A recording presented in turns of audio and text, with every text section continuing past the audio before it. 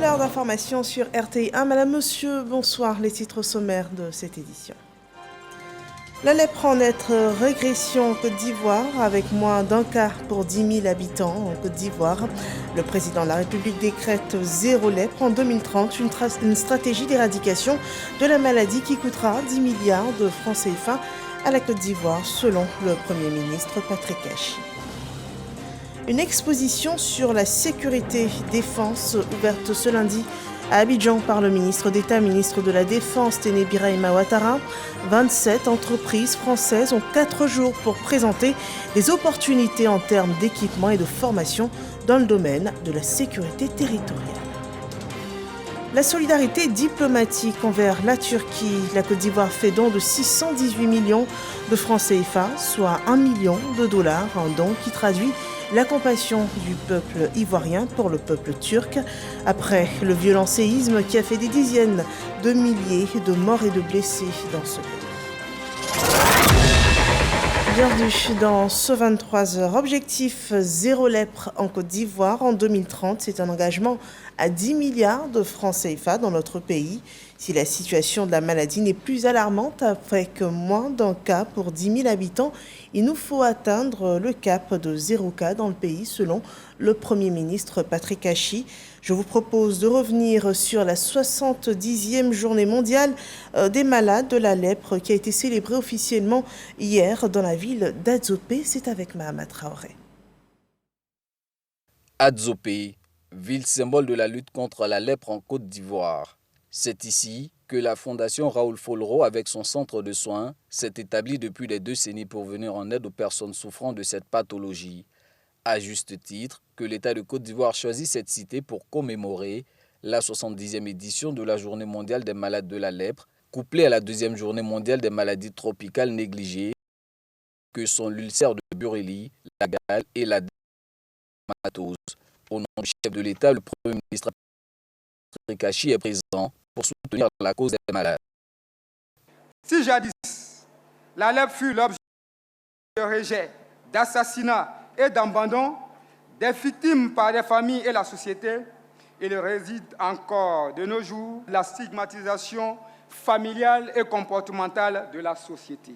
Maladie millénaire, la lèpre continue de sévir à travers le monde. Encore présente dans 120 pays, l'Organisation mondiale de la santé dénombre chaque année 200 000 nouveaux cas, dont 8 000 compliqués. En 2022, la Côte d'Ivoire a dépisté 484 sujets atteints, mais le pays s'est engagé avec le soutien de ses partenaires à éradiquer le fléau d'ici 2030. Grâce à la coordination du partenariat public-privé, nous avons pu réunir la somme de 86 millions de francs CFA pour la lutte contre la lèpre et l'ulcère de Bureli pour la Côte d'Ivoire, qui va couvrir les volets d'achat des médicaments et notamment les volets de prise en charge. Nous devons mutualiser nos moyens pour une lutte plus efficace et plus pérenne. La Côte d'Ivoire est, avec l'ensemble de ses partenaires, particulièrement bien placée pour atteindre ce challenge de zéro lèpre à l'horizon 2030, même si je pense que nous devons encore intensifier et accélérer nos efforts. Pour une meilleure intégration de nos malades, il nous faut lutter contre le rejet et la stigmatisation sous toutes ses formes à l'endroit de nos frères et sœurs malades pour leur redonner le sourire. Nous devons éliminer les obstacles qui empêchent les personnes touchées et leurs familles de vivre dans la dignité et jouir de tous leurs droits fondamentaux en tant que membres à part entière de notre société. Pour mener à bien sa stratégie zéro lèpre 2030, le gouvernement a déjà mobilisé environ 10 milliards de francs CFA auprès des bailleurs. Et le chef du gouvernement d'annoncer que cette dotation va contribuer à changer la perception de la société sur les malades de la lèpre. Courage à tous ces malades guéris de la lèpre, qui doivent quelquefois encore et encore lutter contre les obstacles de la suspicion des uns et des autres pour s'insérer dans la vie. Dans la logique de cette année, le chef de l'État a voulu qu'il soit l'année des jeunes, qu'il sache que des programmes spéciaux seront mis en place pour les assister et les aider à s'insérer dans la vie afin de mener comme tous ceux qui l'aspirent, une vie décente. Alors oui, ensemble, agissons. Ensemble, agrandissons la vie. Ensemble, achevons le combat millénaire contre la lèpre. C'est possible, c'est maintenant et c'est notre responsabilité. Notons qu'avant de prendre part à cette cérémonie, Patrick Haché a rendu visite aux malades de la lèpre, pensionnaires de l'Institut Raoul Follereau de Côte d'Ivoire. Et restons toujours dans la ville d'Adzopé, d'ailleurs, pour voir cette visite, cette ville où tout a commencé, où le combat contre la lèpre avec l'Institut Raoul Follereau a été ouvert depuis 1983. Le chef du gouvernement a apporté la compassion de l'État ivoirien aux pensionnaires de ce centre. Toujours avec Mahama Traoré. À une quinzaine de kilomètres d'Adzopé se trouve l'Institut Raoul Follereau de Côte d'Ivoire. Ouvert depuis 1943 avec une capacité de 172 lits, cet établissement a pour mission de soigner les formes compliquées de la lèpre, pathologie causée par une bactérie et affectant principalement la peau, les yeux, le nez et les nerfs périphériques. Lorsqu'on fait le diagnostic tôt, au stade de taches insensibles, aussi bien à la douleur qu'à la piqûre, le malade guérit sans séquelles. Il faut qu'on détecte tôt pour éviter justement qu'il y ait des formes compliquées, donc qu'ils aient recours à l'Institut Raoul Follereau. Contagieuse, la maladie de la lèpre peut mettre entre 5 et 20 ans pour se manifester dans l'organisme de la victime. S'il est possible d'en guérir, après des mois ou d'années de traitement, sans séquelles ou non, la réinsertion sociale reste une énigme. Même remis et déclaré non contagieux, les ex-malades sont bien souvent l'objet de stigmatisation. Le lépreux, il faut le prendre comme tout le monde. Et même au jour d'aujourd'hui, puisque la maladie se guérit, il y a des malades qui guérissent, qui sont avec nous, mais on ne le sait pas. On va les introduire dans tous les programmes pour qu'ils soient des agents pour le zéro lèpre en Côte d'Ivoire. Donc on aura besoin de tout le monde. Ce sera pour eux une activité qui pourra aussi leur permettre de se valoriser dans la société. En cette journée mondiale des malades de la lèpre, le chef du gouvernement s'est rendu à l'Institut Raoul Follereau de Côte d'Ivoire. Malgré leur handicap, les pensionnaires ont réussi l'exploit de concevoir des œuvres artisanales que découvre avec admiration le Premier ministre. Si Patrick Haché est aussi là, c'est pour apporter la compassion de l'État à ses victimes et surtout leur adresser un message d'espoir de la part du chef de l'État. Traverser les épreuves que vous avez traversées, ce n'est pas quelque chose de facile dans la vie de tout le monde. Mais vous avez fait preuve de courage, d'endurance et de résilience. Aujourd'hui, vous êtes considérés comme guéris. Vous avez la capacité maintenant d'entrer dans la vie et de vous insérer. Et notre rôle, c'est de vous aider à vous insérer. Nous serons là, à côté de vous, côte à côte, pour marcher ensemble sur le reste du chemin que vous aurez à parcourir. Je voudrais également vous féliciter pour toutes ces œuvres que vous avez réalisées, que nous vous aiderons à commercialiser et ainsi vous permettre également de pouvoir vivre, comme je l'ai dit, décemment. La Côte d'Ivoire s'est fixée pour objectif majeur d'éradiquer la lèpre d'ici à 2030. Et la Côte d'Ivoire se veut être une référence tant au plan social que sécuritaire. Le ministre d'État, ministre de la Défense, Téné Birahima Ouattara, ouvrait ce lundi l'exposition Sécurité-Défense. 27 entreprises y présentent des opportunités en termes d'équipement et de formation, toujours sur la sécurité et la défense territoriale. On voit cela avec Walter Amadou Ouattara. Bienvenue à la première édition de Délégation d'affaires de sécurité et défense. Sont faites des présentations d'équipements et services par des entreprises françaises. Du 13 au 16 mars 2023, ces potentiels partenaires de la Côte d'Ivoire proposent d'accompagner le pays dans sa quête de renforcement de la protection du territoire, des citoyens et de leurs biens. 27 entreprises françaises qui sont venues présenter les solutions qu'elles sont amenées à proposer pour les forces armées et de sécurité de la Côte d'Ivoire. Et donc c'est une manifestation qui est organisée par la Banque publique d'investissement française. L'objectif est d'abord et avant tout effectivement de proposer des solutions, mais ces solutions doivent être accompagnées de formations, de moyens pour entretenir les matériels. L'objectif est bien de disposer de capacités opérationnelles pour les forces de Côte d'Ivoire. À cette activité, le ministre de l'Intérieur et de la Sécurité, Vagondo Diomandé, accompagné de plusieurs officiers supérieurs de l'armée ivoirienne. En première ligne sur les services proposés, le ministre d'État, ministre de la Défense, Téné Birahima Ouattara. Au nom de son Excellence, M.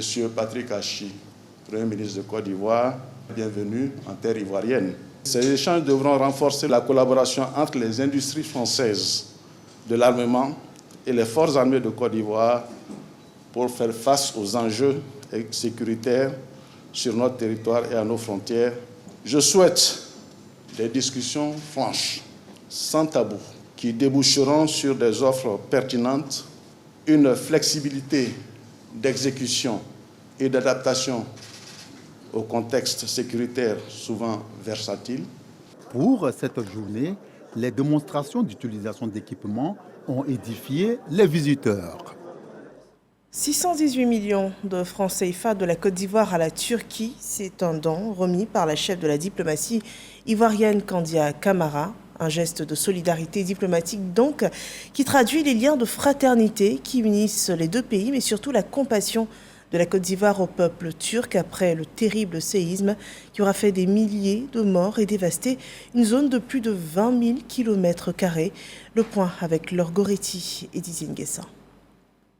618 millions de francs CFA, soit $1 million offerts par la Côte d'Ivoire à la Turquie en guise de solidarité et de compassion au peuple turc après la série de séismes enregistrés en février dernier.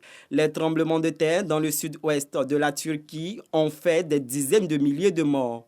Le chef de l'État, son Excellence Alassane Ouattara, qui entretient des relations d'amitié avec votre président, son Excellence, le président Erdogan, n'a pas voulu rester en marge de la grande solidarité agissante au niveau mondial. Ainsi donc, le président de la République a décidé d'apporter sa contribution d'un montant de $1 million, environ 618 millions de francs CFA, à son ami et frère, le président Erdogan, au peuple turc et à l'ensemble du pays. Une démarche saluée par l'ambassadrice de la Turquie en Côte d'Ivoire, Denise Erdogan Baril. On a vécu une catastrophe le 6 février dernier. On a eu plusieurs de fortes puissances. Et on a perdu plus de 50 000 personnes. Et le gouvernement ivoirien a fait ce don. Et nous sommes très touchés et très reçus avec compassion, avec beaucoup de sentiments qui traduisent maintenant vraiment ma voix. La Turquie et la Côte d'Ivoire entretiennent d'excellentes relations. Leur coopération s'étend à plusieurs niveaux, notamment au plan économique, sanitaire, éducatif et sportif. Et nous parlons d'économie. À présent, ce lundi a vu l'ouverture de la 9e revue sectorielle des projets du contrat de désendettement et de développement entre la France et la Côte d'Ivoire. Une réunion bilan sur la performance de ce partenariat qui a d'ailleurs rappelé l'un des axes majeurs à considérer dans l'exécution des projets cette année, faire de 2023 l'année de la jeunesse. Franck Quadio. Le contrat de désendettement et de développement CDD, mécanisme d'investissement de la France en Côte d'Ivoire, est chaque année, et ce depuis 2012, examiné par les parties prenantes lors de la revue sectorielle des projets. Et la rencontre de ce lundi matin s'inscrit dans le contexte du démarrage effectif du 3e et dernier CDD. Dont le contrat a été signé en octobre 2021 entre la Côte d'Ivoire et la France. En un an et demi, 4 projets ont déjà été instruits et signé à hauteur de 238 milliards de francs CFA, soit déjà près d'un tiers du montant global du 3e C2D. 2 nouveaux projets du 3e C2D ont été validés par le conseil d'administration de l'AFD en décembre 2022 et seront signés à la fin de ce mois à l'occasion de la visite en Côte d'Ivoire de la secrétaire d'État française au développement et à la francophonie. Il s'agit du projet de valorisation des aires protégées fixé à 15 milliards de francs CFA et du programme jeunesse, emploi et engagement citoyen de plus de 50 milliards de francs CFA en lien avec l'année 2023 décrétée par le président de la République, année de la jeunesse. Ce CDD3, notons-le, porte sur un montant total de plus de 750 milliards de francs CFA et est dédié à 9 secteurs d'intervention que sont entre autres l'éducation, la santé et l'agriculture. À cet égard, la revue sectorielle nous permettra de formuler des recommandations concrètes et des axes de remédiation afin de garantir une utilisation efficiente et plus rapide des fonds restants à décaisser. 4 jours de travaux donc pour produire un document final. Au nom du gouvernement ivoirien, le ministre du Budget et du portefeuille de l'État, Moussa Sanogo, Adama Coulibaly, ministre de l'Économie, attendent beaucoup des travaux des différentes commissions techniques. Les interventions seront davantage orientées en faveur du soutien à la population en âge de travailler. Le gouvernement entend profiter du dividende démographique grâce à des investissements et des réformes qui induisent le développement et font reculer davantage la pauvreté. 9e revue sectorielle donc depuis 2012. Au ministre Adama Coulibaly d'ajouter que depuis le premier CDD en décembre 2012 à hauteur de 413 milliards de francs CFA et du deuxième contrat de 738 milliards de francs CFA en décembre 2014, toutes les ressources sont engagées avec la signature de 29 conventions d'affectation, dont 14 pour le CDD 1 et 15 pour le CDD 2. Total des 3 CDD, 1902 milliards de francs CFA. 3 secteurs d'activité du CDD méritent une attention particulière. Il s'agit des secteurs de la santé, de l'éducation et du développement territorial. Les orientations stratégiques de ces secteurs consistent à relever les revenus en milieu paysan et à accroître les offres de santé et d'éducation grâce à des constructions d'infrastructures de santé et de formation de base, ainsi que l'appui à l'économie rurale dans 8 régions du pays. Le rapport annuel du CDD3 est attendu pour le mois de mai. La 67e session de la Commission de la condition de la femme se tient en ce moment à New York, aux États-Unis. Et pour le point de cette journée, la ministre ivoirienne de la Famille, de la Femme et de l'Enfant participait à un dialogue interactif. Elle a présenté le modèle ivoirien sur l'autonomisation des femmes et des filles dans notre pays. Le développement par Mamadou Kouassi. New York, salle 4 du siège de l'Organisation des Nations Unies. Plusieurs ministres en charge du genre des pays membres de l'ONU participent au dialogue interactif sur les conclusions concertées de la 62e session de la Commission de la condition de la femme, tenue en 2018. Une présentation nationale volontaire de la ministre Nassineba Touré de CPR portait sur le thème « Défis et opportunités pour atteindre l'égalité des sexes et l'autonomisation des femmes et des filles rurales ». À ce niveau, le plan de mise à l'échelle d'un projet que nous avons depuis 2019, qui est celui de la création des usines des femmes de Côte d'Ivoire, qui permettra de réduire par la transformation les pertes post-récolte des filières vivrières. Il nous est apparu déterminant de donner à toutes les femmes et filles en milieu rural davantage de possibilités de faire entendre leur voix, d'exercer des fonctions de direction et de prise de décision. Par la volonté du président de la République, les femmes avec des parcours inspirants et connaissant les réalités de notre pays occupent des postes de responsabilité de premier plan au gouvernement central, dans les collectivités et dans les agences de développement. La ministre de la Femme, de la Famille et de l'Enfant présente également les différents fonds pour accompagner les femmes, dont le Fonds d'appui aux femmes de Côte d'Ivoire, le FAFSI, coordonné par la première dame Dominique Ouattara. Un fonds qui existe depuis 12 ans, qui est aujourd'hui à hauteur de 50 millions de dollars, et qui finance des activités génératrices de revenus des femmes. Et avec ce fonds, on a pu toucher directement 360 000 femmes qui, par ricochet, ont permis à 2,2 millions sur les 30 millions d'habitants vivant en Côte d'Ivoire de pouvoir avoir une autonomie et une stabilité. Nous avons aussi le Fonds Femmes et Développement logé au ministère de la Femme, de la Famille et de l'Enfant, et des ONG. Avec ces ONG, ce sont plus de 2 millions de femmes aussi qui ont accès à un crédit à moindre coût. Une tribune et des explications qui ont permis de féliciter la Côte d'Ivoire pour les efforts dans l'autonomisation des femmes et des filles en milieu rural. D'autres pays ont présenté des acquis axés essentiellement sur la transformation des produits des terroirs, mais beaucoup sont répartis avec la conviction de copier l'exemple ivoirien. Et des actions sont aussi menées pour la préservation de l'environnement. La Côte d'Ivoire lance la 50e journée mondiale de l'environnement. Elle réunira 150 pays autour de l'économie circulaire pour la préservation de l'environnement, notamment la lutte contre la pollution plastique, le développement de Didier Nguessan. Pays hôte de la 50e journée mondiale de l'environnement, la Côte d'Ivoire reçoit le flambeau de la part du système des Nations Unies. La célébration prévue pour le 5 juin prochain porte sur les solutions à la pollution plastique. Il s'agira de combattre la pollution en vue de basculer vers un mode de vie plus propre et plus écologique.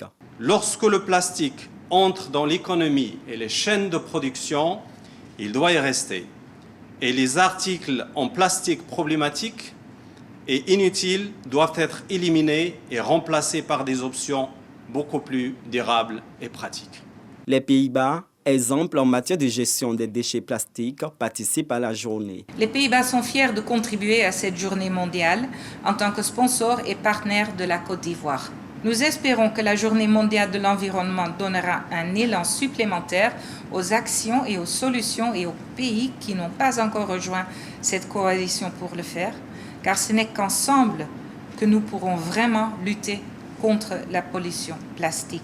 Chaque année, 400 millions de tonnes de plastique sont produites au monde. La journée va sensibiliser à la protection de l'environnement. En Côte d'Ivoire, avec l'agroforesterie, le gouvernement vise d'ici à 2030 recouvrer au moins 20% du couvert forestier. La Côte d'Ivoire, pour être en cohérence avec les nouveaux enjeux et défis, a engagé le processus de révision de son code de l'environnement avec des innovations majeures. Son adoption par le Parlement est prévue cette année. Par ailleurs, la Côte d'Ivoire a fourni de réels efforts au travers de la mise en œuvre de projets catalytiques en matière de préservation de l'environnement et de promotion du développement durable, dont les résultats lui permettront de faire baisser son empreinte écologique, de renforcer la construction de sa résilience climatique et de renforcer la conscience citoyenne. Plus de 150 pays participants sont attendus à Abidjan. La cohésion sociale est prônée dans la région de Gbeke à l'occasion de l'intronisation du 13e chef de Béoumi. Il a reçu son arrêté de nomination, présence des ministres d'État, ministre de l'Agriculture et du Développement durable, ainsi que du ministre des Ressources animales et halieutiques, ainsi que de nombreux cadres de cette région. À ces populations, donc les populations de Béoumi, il a été rappelé la promotion des valeurs de cohésion sociale, de paix et de vivre ensemble. Le reportage de Soro Corona. Cérémonie traditionnelle d'intronisation et remise d'arrêté de nomination à Nana Djekwadjo II, nouveau chef du village de Béoumi. Passé rituel et gestes, les autorités traditionnelles et administratives donnent quitus au 13e chef du village de Béoumi pour commencer son règne. Cette intronisation comble ainsi la vacance du pouvoir traditionnel du village fondateur du département de Béoumi. L'absence d'un chef n'est pas toujours souhaitable et aujourd'hui ce vide est comblé, c'est une très bonne chose. Le rôle du chef, c'est de faire en sorte qu'il y ait la cohésion entre les enfants de Béoumi. On attend de lui qu'il soit un bon chef à l'image du président de la République. Un chef qui est à équidistant des populations, de l'administration et j'allais dire de toutes les autres autorités. Et qu'il soit sage, c'est surtout ça. Cette cérémonie d'intronisation a rassemblé les cadres, les filles et fils du village, symbole de la paix et de la cohésion retrouvée. Occasion pour Saraka Adolphe, président du comité d'organisation des faits historiques du peuple codé en présence des 98 chefs du département de Béoumi. Plusieurs membres du gouvernement, représentant le président du Sénat et des cadres, ont fait le déplacement. Sidi Touré, fils de Béoumi, se félicite de voir l'ensemble des cadres de Béoumi réunis autour du nouveau chef. Le ministre des Ressources animales et halieutiques a insisté sur la paix et la cohésion, préalable à tout essor. Soit rassembleur, soit le champion de la cohésion sociale dans le village et dans la ville de Béoumi. C'est à ce prix que la ville de Béoumi, qui a commencé sa véritable transformation sous la gouvernance du président Alassane Ouattara et grâce à ses actions de construction de la Côte d'Ivoire, poursuivra de façon irréversible son développement pour le grand bonheur des populations. Le ministre d'État, ministre de l'Agriculture et du Développement rural, parrain de la cérémonie, Kobena Adjoumani, salue la valorisation des us et coutumes avant d'inviter à la cohésion. Chef, tu ne dois pas avoir de parti pris. Dans le cadre de la gestion de ta cité, il faut les accepter tous, les rassembler, leur parler de cohésion, leur parler de paix. C'est de cette seule façon que nous pouvons atteindre nos objectifs de développement. Chers parents, c'est ce message dont je suis porteur. Le président Alassane Ouattara est en train de travailler pour toute la Côte d'Ivoire. Au nom du président de la République de Côte d'Ivoire, le ministre Sidi Touré a fait don d'un véhicule en Nana Djekwadjo 2, une voiture pour faciliter sa mission de paix et de cohabitation pacifique dans le département de Béoumi. Dans la commune de Yopougon, le ministre délégué Alcide Djedje est fait chef suprême des BT d'Abidjan, donc du peuple BT d'Abidjan. Un choix motivé par sa disponibilité et toutes les actions entreprises en faveur des populations de la région du Go. Il compte d'ailleurs travailler pour la cohésion sociale dans cette région de la Côte d'Ivoire. Le point avec Generosa Kwadio et Godefroy Okambawa. Les chefs centraux, les femmes et les jeunes de la communauté BT du district autonome d'Abidjan sont tous unanimes sur le choix porté sur Alcide Djedje en qualité de chef suprême de cette communauté. En leur nom, Kifi Djina Decoster explique les raisons qui ont milité en sa faveur. Il n'est pas le plus grand cadre, mais c'est lui que Dieu a voulu que je choisisse. Il est disponible, il a un cœur qui parle. Nous sommes des faiseurs de paix.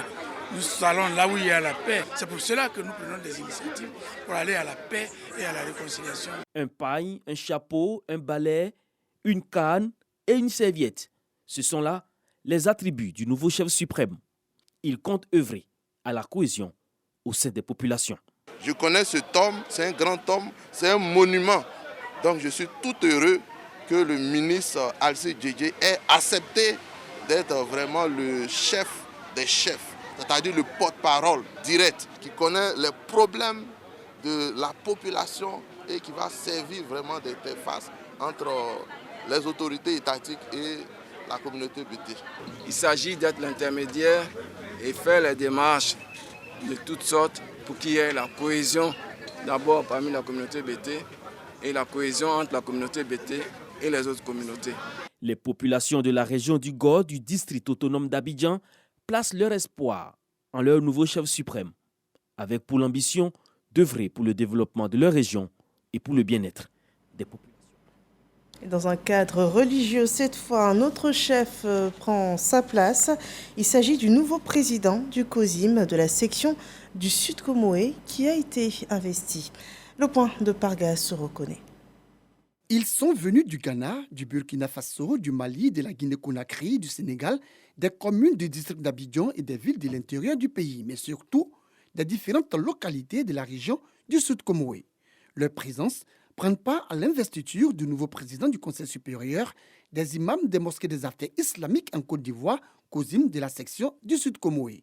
Pour l'occasion, Imam Moussa Dramé, le président investi, a reçu ses attributs de guide, le Saint-Coran, la canne de commandement et son certificat d'investiture des mains de Cheikh Aïma Ousmane Diakité, guide suprême de la communauté musulmane de Côte d'Ivoire, président du COSIM.